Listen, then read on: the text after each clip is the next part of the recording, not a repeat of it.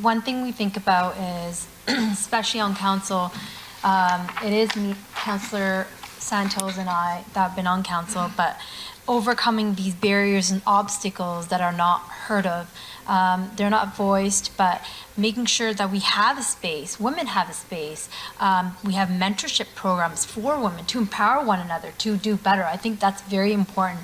Again, I want to thank our council members for always giving us a space to speak and have that space where we can talk about these issues openly, and they have supported us ever since.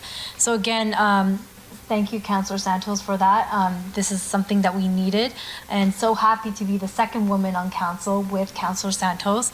And definitely let's go and get these things done. Thank you so much again. There are currently 2 out of 11 women on council right now. That's 18%. And when I look to the right of me and when I look to the front of me, there's no women at the leadership table. And I will speak very frankly and say, for the most part, for Councillor Brar and I, and for many women across the entire organization, sometimes that's always the case. Yesterday, I was in a meeting with the mayor, and we were having an awesome meeting about community and recreation, and I was the only woman in the room.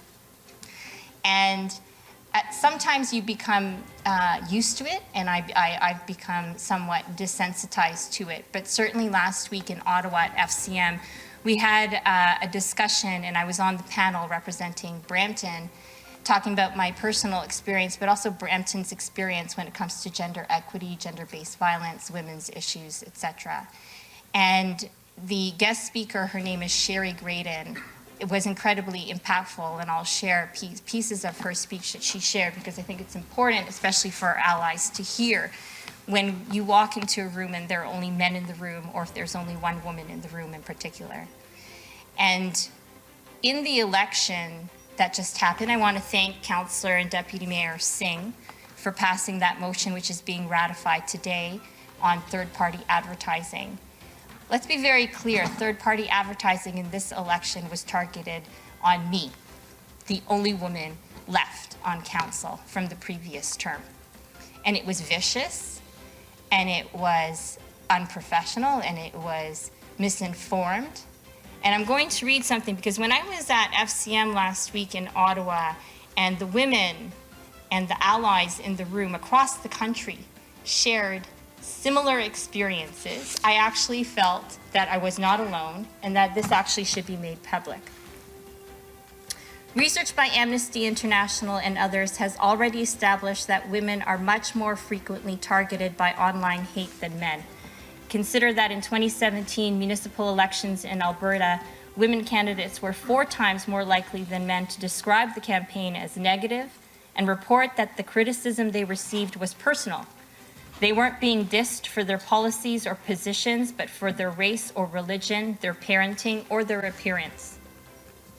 Almost half said they regularly received misogynistic or discriminatory attacks. And research by my organization, Informed Opinion, finds that the problem is growing, and if you're Black or brown, Indigenous, or openly LGBTQ, it's even worse. Women are now being subjected not to just insults and demeaning comments, but also to vicious lies and doctored images aimed at damaging their reputations. And I'll tell you personally, that happened to me in this past election. Many are being threatened with physical or sexual violence, and this is an existential threat to democracy. It makes online hate seem not normal, but inevitable. And that makes people who aren't receiving it complacent, unwilling to take it seriously, and prone to defending egregious attacks as a freedom of speech issue. But it's not the abusers whose speech is threatened. The truth is that if we don't impose limits on what can be shared, anonymous attackers can say whatever they want, while the message to women is speak at your own risk. Now, Councillor Brar and I are sitting here. We are not the status quo at this table. We are not the stereotype at this table.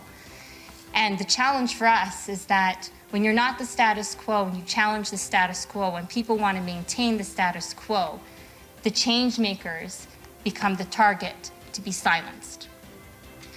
And so I think it's important for me to share that because at the City of Brampton, we don't have enough women at leadership tables. And often the excuse and reason I get back, particularly from the male voices that I ask, is that we don't have enough women in the pipeline.